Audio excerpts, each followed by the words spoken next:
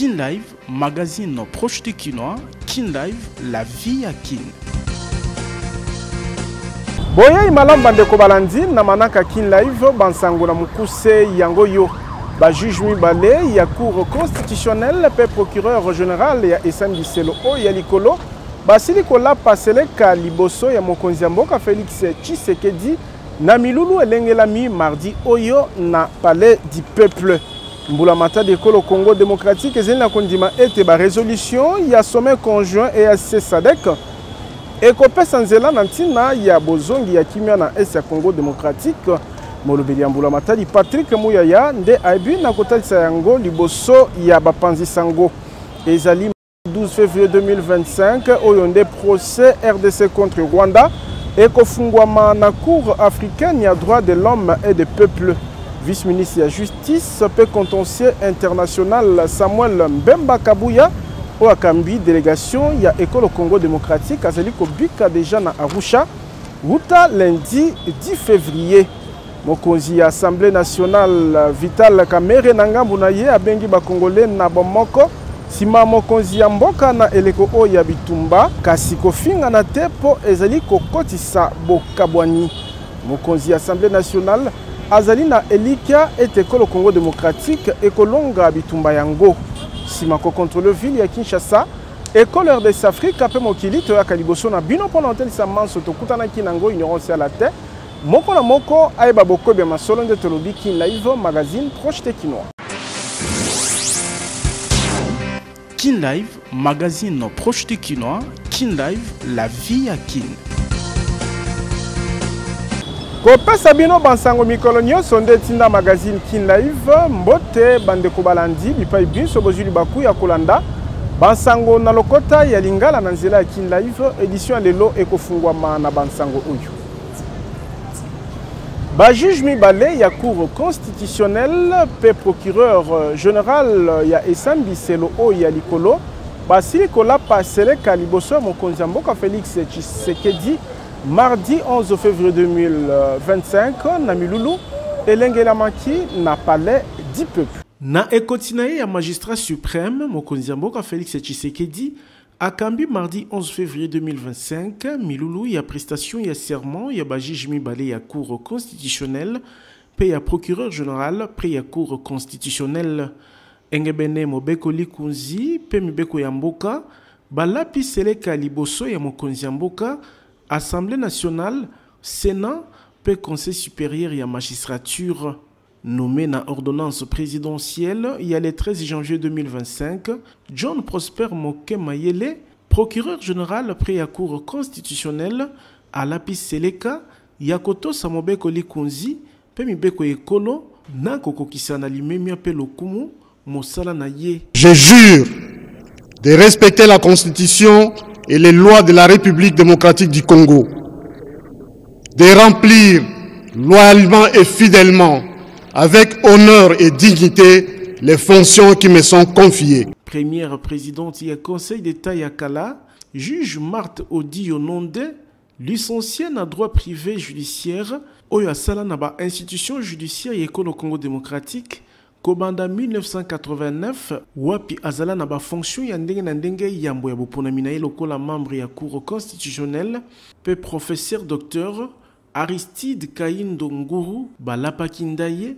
yakoto samobeko likunzi pe kobatela sekele ya délibération ya cour constitutionnelle.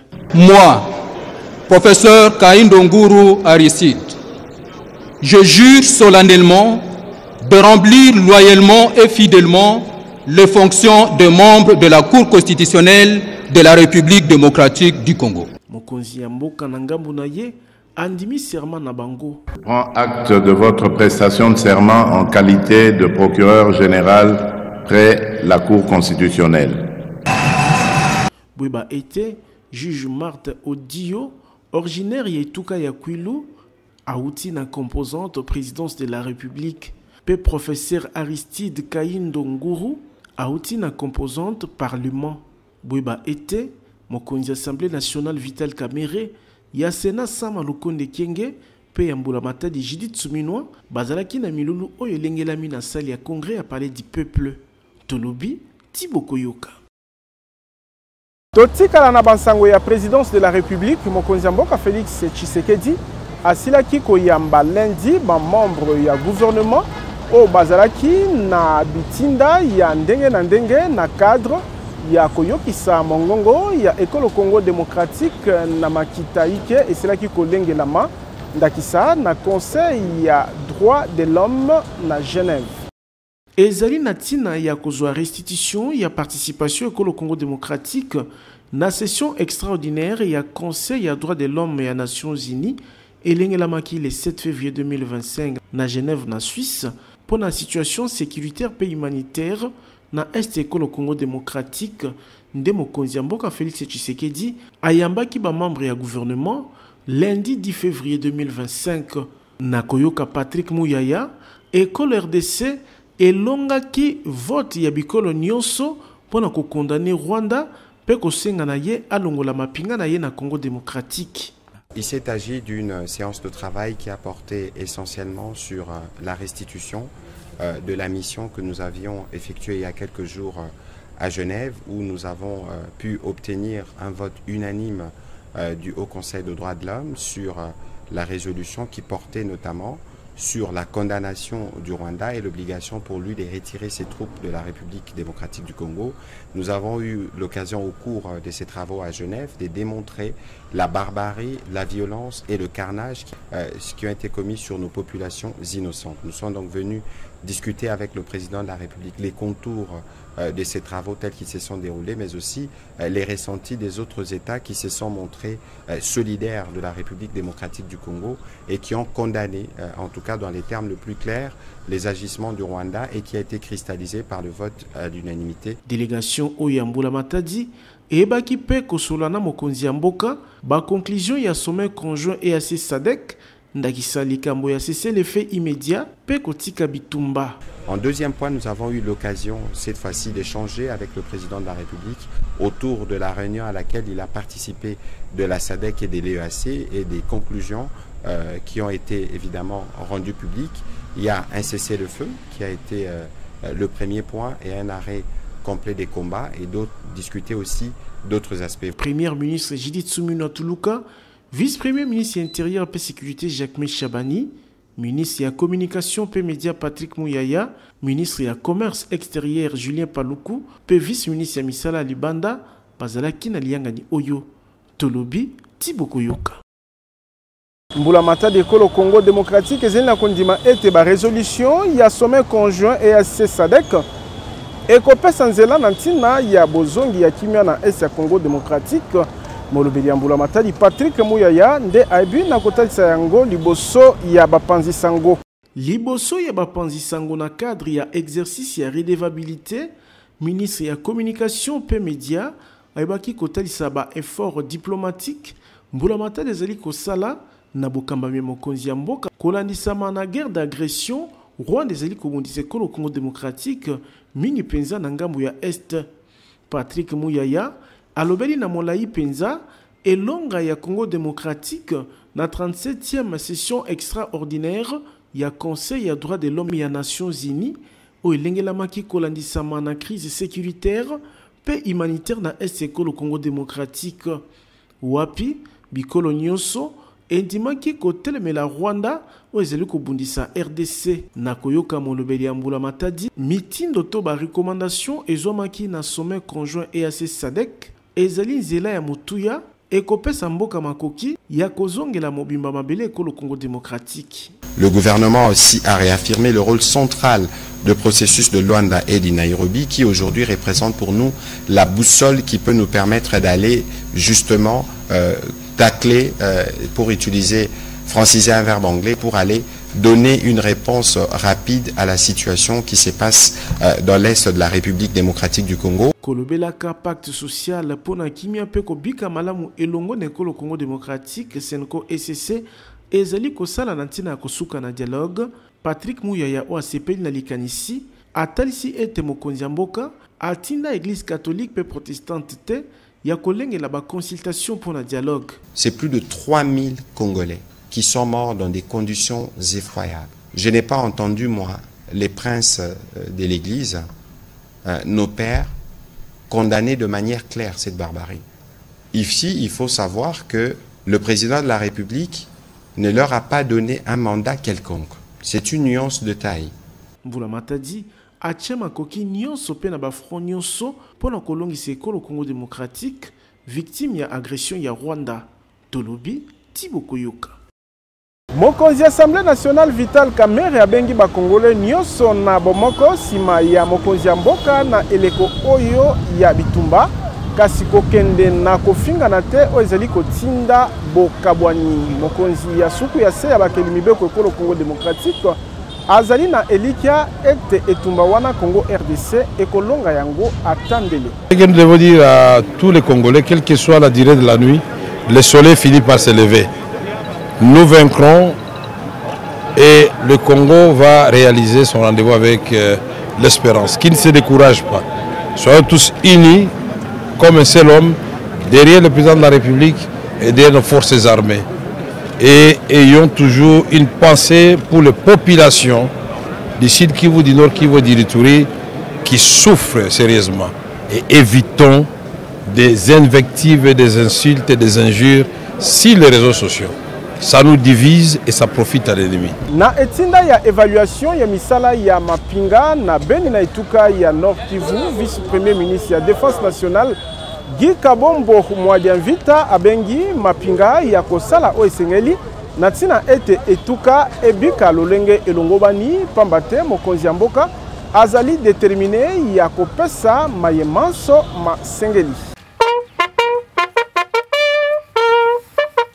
Nabokitina libanda ya mpepo ya mavivi na ville ya Beni, vice-premier ministre ya Défense nationale pe ancien combattant Guy Kabombo Mwadianvita ayambamaki na gouverneur militaire Etuka Nord Kivu, général-major Evariste Somokakule, ministre ya Défense pe ancien combattant, aye mobembo ya mosala na tina ya ko évaluer ba opération pe situation sécuritaire na eteni oya mboka etungisami na bitumba. Kaka lundi 10 février ngonga mokesi mabokomi na ye, ministre Guy Kabombo Mwadianvita akambaki réunion ya conseil provincial ya sécurité pona koyeba etamboli ya misala ya mapinga na Etuka oyo etungisami makasi na agression ya Rwanda. Le commandant suprême m'a envoyé pour venir vous voir le nouveau gouverneur qu'il a nommé, pour vous rassurer de son attachement à l'unité nationale.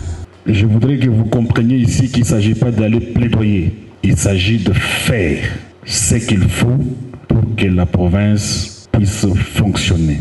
Il faut que chacun de nous se sente directement concerné. Boiba ete, ezali mobembo ya Yambo, membre ya gouvernement central à Salina eteni o Yamboka, uta bokoti ya ba RDF M23 AFC na ville ya Goma le 28 janvier 2025. Tolobi Thibaut Koyoka. Bas soldats blessés de guerre au bazali prise en charge na ville ya Beni na Ituka ya Nord Kivu. Bazalaki visité na vice-premier ministre ya Défense nationale Guy Kabombo oyo a rassuré bango soutien ya commandant suprême Félix Antoine Tshisekedi Tshilombo pe ya gouvernement Mobimba. Commandant suprême a pris kobosa na bino te. Ngai ministre na bino ya tutelle na kotika bino te. Na kozana gouverneur chaque fois au apesa ngai ba nouvelle. Les alimbala ya sukate dans la zone de Kinshasa pour cette organisation qu'on a prise en charge quotidienne. Vous en avez regret à Tamukete pour a eloko bino sali. Un pays sans armée, ce n'est pas un pays. Et vous faites partie de l'armée. Les autres vous n'avez pas biso. Tika binote, na kobosa na binote, na kokomisa nyonso et pas mokoza mboka pour tout ça là. Planning ya malamu, vous en akoyima yimate. Et moi je suis votre ministre de tutelle. Bobo ça la devise na binote. Ne jamais trahir le Congo. Ne jamais trahir le Congo. Ne jamais trahir le Congo. Trahir le Congo. Trahir le Congo. Agression ya école Congo démocratique na Rwanda, Chine etalisi soutien pe solidarité na ye na Congo démocratique. Ambassadeur ya Chine na Congo démocratique Zayo Bin nde atalisaki yango na libaku ya boyambami na ye na président ya Sénat Sama Lukonde Kenge. Coopération parlementaire kati na Assemblée nationale populaire ya Chine pe Sénat école au Congo démocratique na situation sécuritaire na Est école au Congo démocratique marqué na agression ya Rwanda nde masolo et betami na bokutani ya lundi oyo kati na mokonzi ya Sénat Jean-Michel Sama Lukonde Kenge pe ambassadeur ya Chine école au Congo démocratique Zhao Bin. Wapi na masolo na bango, Chine etalisi solidarité pe soutien na ba effort gouvernement école au Congo démocratique ezali kosala na tina kozongisa kimia na Est pe ebetisete na principe ya botosi intégrité ya mabele ya mboka Congo démocratique. Nous avons aussi enfin eu la circonstance et échangé sur la situation dans l'Est du Congo. Nous avons exprimé notre pleine solidarité, mais aussi notre soutien aux efforts congolais dans la sauvegarde de sa souveraineté et de son intégrité territoriale. Na oitali renforcement ya coopération parlementaire a betisete na rapprochement ya Sénat congolais na Assemblée nationale populaire ya Chine. Ici pour premièrement l'objectif de lui transmettre la salutation cordiale et le vœu de nouvel an du président de l'Assemblée nationale populaire de Chine qui souhaite renforcer les relations de coopération entre les institutions législatives des deux pays. Et ensuite, nous avons procédé à des échanges de vues sur le renforcement de la coopération entre deux pays dans le cadre de partenariats stratégiques et de coopération globale. Nous avons surtout mis l'accent sur le rapprochement et la coopération entre le Sénat congolais et l'Assemblée nationale populaire de Chine. Yoko yaba grande puissance économique na mokili, Chine ezali partenaire ya makasi école au Congo démocratique o ezali na baboyokani na ba secteur rebelle. Tolobi Tiboko Yoka. Na lobaki yango na ebandeli ezali mercredi 12 février 2025 de procès Rwanda contre Congo démocratique et kofungwama na cour africaine ya droits de l'homme et de peuple. Vice-ministre de la Justice et contentieux international Samuel Mbemba Kabuya au Akambi, délégation il y a école au Congo démocratique a déjà kobika na Arusha Uta lundi 11 février 2025. Kin Live, magazine proche de Kinois, Kin Live, la vie à Kin. Bâtiment ya sika etongami na centre ya formation ya Kibomango pona koyamba ba mapinga oyo bazali en formation epesamaki lundi na lieutenant général Bwamunda Ntumba Franck, chef ya maison militaire ya mokonzi ya mboka Félix Tshisekedi Tshilombo. Chef ya maison militaire ya mokonzi ya mboka lieutenant général Bwamunda Ntumba Franck asili ko visiter lundi 10 février 2025 oyo bâtiment moderne etongami na centre ya entraînement ya Kibomango. Bâtiment ya sika oyo etongami na ndingisa mokonzi ya mboka Félix Tshisekedi, commandant suprême ya ba FARDC ya police ekosunga pona koyamba 5000 militaires na formation. Complexe oyo ezali na esika ya kolala, cuisine moderne, ba installation hygiénique, ba dépôt ya biloko ya kolia pe misusu. Sima ya visite guidée, kozelaka inauguration, chef ya maison militaire ya mokonzi ya mboka asili kozwa bafungola ya bâtiment nyonso. Lieutenant général Bwamunda Ntumba Franck atondisami na esengo ya komona ete centre ya formation oyo ezwi bijou oyo kosunga pona formation ya mapinga na ba condition ya malamu. Ce ne sont pas les ondits, mais c'est du vécu. Ça c'est les œuvres du président de la République. Il a toujours eu un souci pour son armée. Il cherche à tout prix à pouvoir moderniser cette armée par la prise en charge. La preuve est là, c'est une première en RDC. Depuis l'époque coloniale, on n'a jamais vu ça. Désormais, tout celui qui va accepter de venir dans l'armée, il va être logé dans les meilleures conditions, non? Comme les autres armées du monde. Donc il faut dire merci à Milvest qui a fait ce travail formidable. Il faut dire merci au président de la République qui pour son armée ne résigne pas sur les moyens. Nalibaku Oyo, chef ya maison militaire ya mokonzi ya mboka, abengi bilenge ya koyanola na mbela ya mobilisation ya commandant suprême po babundela mboka na se ya drapeau. Ça c'est l'œuvre du commandant suprême qui a toujours voulu donner de l'espoir à cette armée, donner de la joie aux militaires congolais et donner de l'espoir aussi au peuple congolais qui veulent intégrer l'armée à venir vivre dans de très bonnes conditions. Bobimi ya lieutenant général Boamunda Ntumba Franck et Kati Rimer etambolaki na ba réseaux sociaux ete batie maboko tolobi Tiboko Yoka. Le détachement vous souhaite bonne route et bon service. Ministre d'État ya Justice pe garde de Sceaux Constant Mutamba apesi mitindo nantina ya interpellation ya pasteur Gilit Kolandisama na maloba ezanga lokumu abimisaki contre mokonzi Assemblée nationale Vital Kamerhe. Lelo tangu Kamerhe a otinda président de la République na négociation pour quel résultat demain? Kamerhe c'est quelqu'un à battre. Oh ba Congolais faut ba cheli banga na kingo ba bwa kene bale. Likanisi moke yelinga na mutu. Je crains. C'est comme si on dirait Kamerhe azalaka pe pion ya ba Rwandais ya ko accompagner président Tshisekedi na Genève. Je crains na lobby. Na lobby. Service national na bokambami lieutenant général Kasongo Kabui ke sili kopesa ba ban pupitre na ba école mibale ya Ngumba mokonzi Kinshasa moko na commune ya Kisenso pe mususu na commune ya Bandalungwa.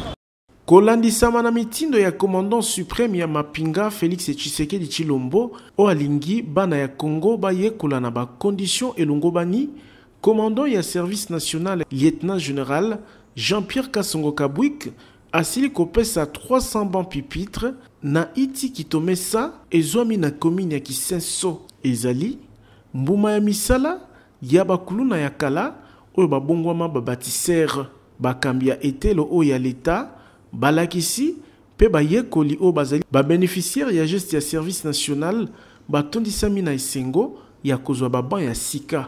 Les enfants, les élèves, c'est tout ce que le pays a de plus précieux.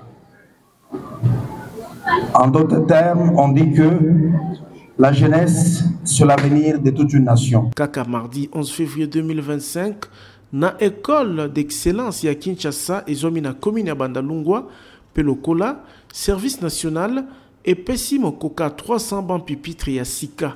Na maloba na ye na cérémonie ya remise ya baban, commandant ya service national lieutenant général Kasongo Kabwiki Jean-Pierre a-t-elle si été ezali na tina ya ko améliorer ba condition ya kotanga ya bana na mboka. Lelo to sali opération ya dotation ya distribution ya baban na ba école mibale. To bandaki na école technique to misa na Kisenso to eko suka wa na école d'excellence ya bana. Kuna to pesa ki 300 ans, au peut to pesa 300 ans. Ay sengo mingi. Moni bana bazao. N'est-ce pas bosepeli? Bana basepeli makasi.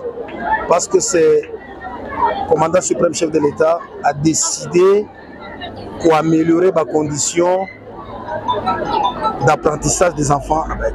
Moni bâtiment de ngomoni yangoboy. Cela ne suffit pas. En dehors du bâtiment, il faut moins place péaza. Il y a des fans de là, il y a bien Ezal. Moi, n'attention gaza mayele. Ceux qui ont des conditions d'apprentissage, ils ont présent malam mouté, qui vont à la mamie. Donc, Konziambok a décidé que la ville province de Kinshasa, l'école de ce public, et ça va pas. Il faut toujours que les malembe, toujours avancer. Service national, et là qui kokoba kokabola baban, naba école pe ba institut supérieur ya capitale, yamboba kende naba province, Tolobi, Tiboko Yoka. Kin Live, magazine proche du Kinois, Kin Live, la vie à Kin. Comment kololo pango na $1,500 ya pambaka soko futa be $500 mosusu kolanda moke ce qui peut linyo comme patron babus ya sika 00 km zeli kopesa maya nyongo na ba moto na président Ziko Mukanga.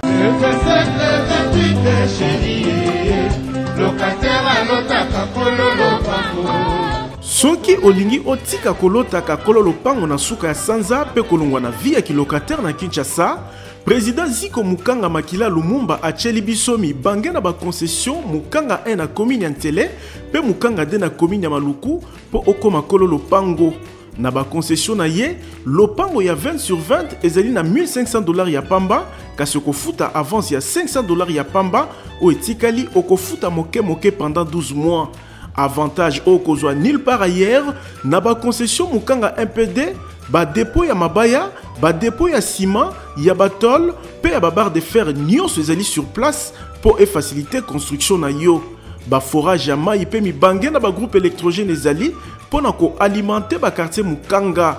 Avantage mususu ezali paysage ozali komona lokola kaka na Ottawa mopepe kitoko na yango.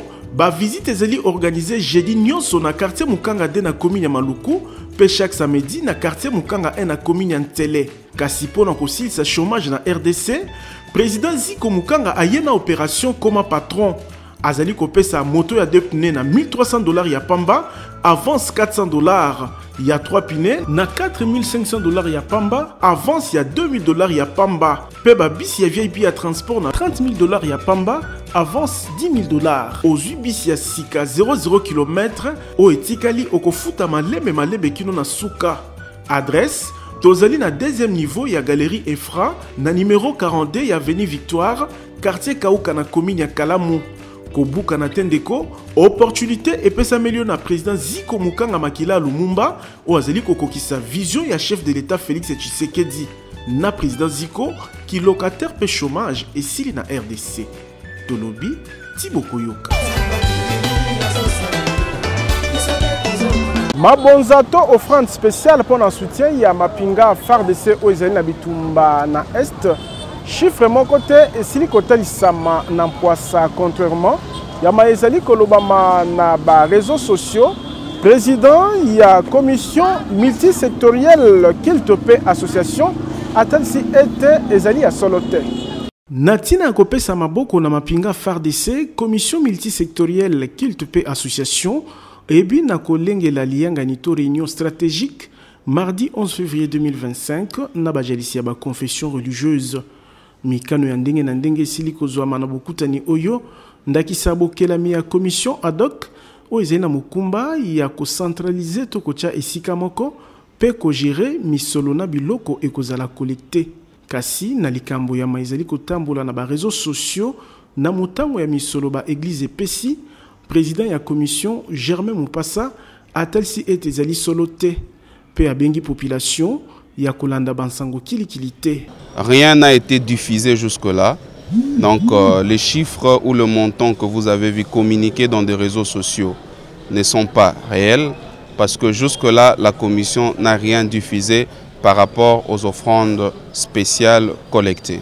Et le moment viendra où nous allons diffuser donc le montant et les chiffres des offrandes que nous collectons. Kochana Esika commission ad hoc ezali pona ko garantir transparence pe gestion ya malamu ya biloko ekozala collecté. Aujourd'hui, il a été question donc de commencer à collecter les offrandes spéciales et aussi mettre en place une équipe qui va faire normalement la supervision et le suivi de ces offrandes spéciales. Premièrement, je dois vous dire que cette commission, elle est constituée donc des délégués des différentes confessions religieuses. Nous avons l'Église catholique, nous avons l'Église protestante, l'ECC, nous avons la plateforme des confessions religieuses, nous avons vraiment toute tendance de confessions religieuses. Ba confession religieuse, partenaire na likanisi ya solidarité nationale,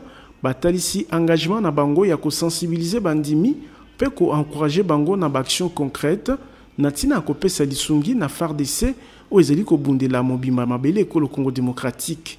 Tolobi Tiboko Yoka. Au voyage na mikili ya poto ezali soldat na agence de voyage Tour du Monde Service o ezali ko pesa visa na motonyo solingi ko voyager na États-Unis, Canada, Europe, l'espace Schengen pe bipa yolingi. Ezo umela Canada. Azo pesa visa Canada. Soki kuna esimbaka te popola makolo yaka kotoyo po temes ezali na code ya déverrouillage po ozwa visa.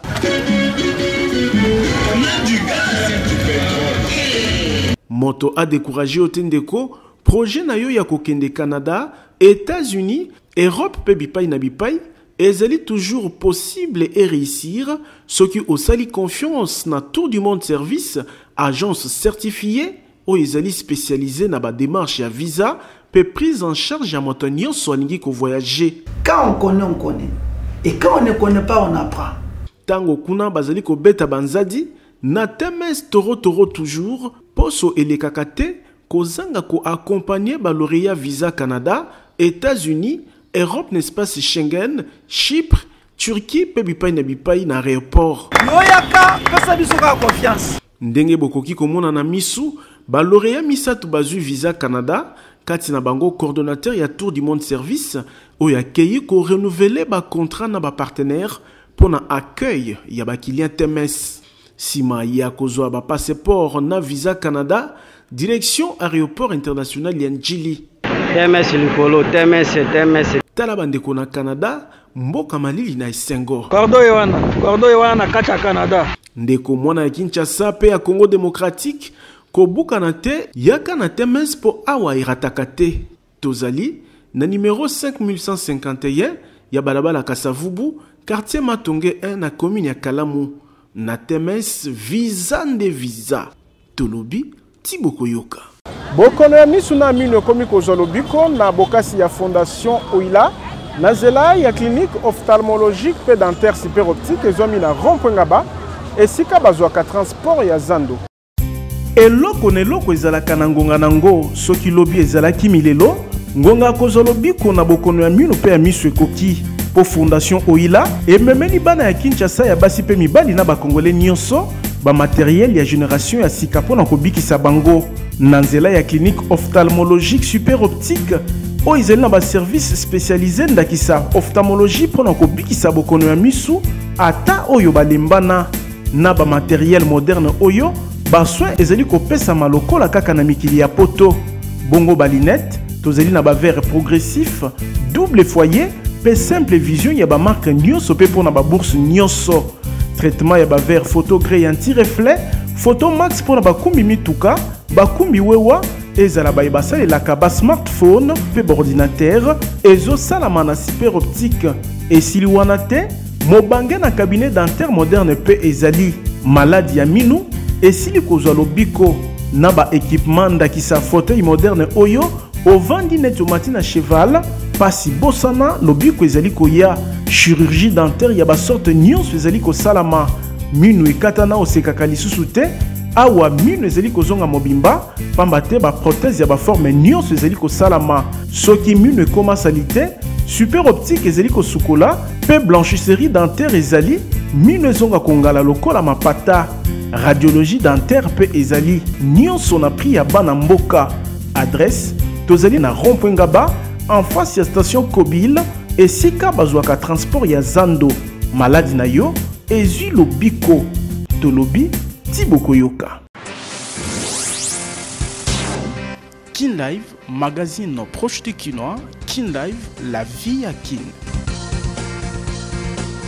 Magazine Kin Live suki awa tozalaki na sengo ko présenter bino angobo meseno pe totondi bino botondi na kombo ya équipe technique pe rédactionnelle kasi tika totombela mbotama elamu na winner Yolona o azeli ko souffler na buju moko de plus na bomo ina ye magazine Kin Live etombelio mbotama elamu winner Yolona botika la na kimia sima caméra ezalaki Fabrice Ebengo.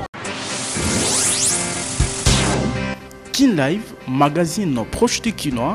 Kin Live, la vie à Kin.